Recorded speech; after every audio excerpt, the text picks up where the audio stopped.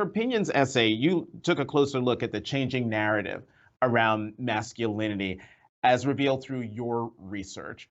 What does the modern man look like, and what does society expect of him? So that's the real question. The modern man looks confused. In my research, I talked to young men around the country, really, um, and sort of asked them what they thought it meant to be a man in this day and age and whether being a man had become harder over time. And so many of them said that, yes, it had become harder because they no longer knew exactly what their place was in the world, in a really personal sense.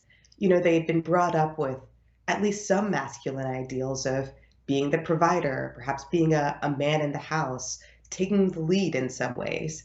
And yet they saw their female friends and classmates surging ahead. When it comes to college education, for example, there are only 74 men getting college degrees for every 100 women.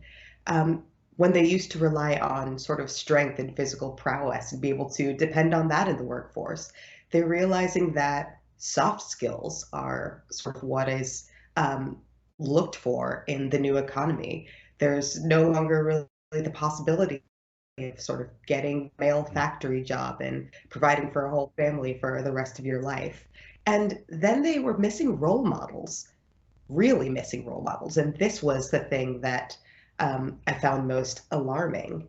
Many of them said that they didn't necessarily have father figures in their lives or men that they really looked up to, or that the adults in their lives felt nervous about prescribing any particular model of masculinity and just sort of said, well, go be a good person, which wasn't enough instruction for them. So they were turning to these influencers like Jordan Peterson or Andrew Tate, who were providing, if not a good path, at least a very clear one.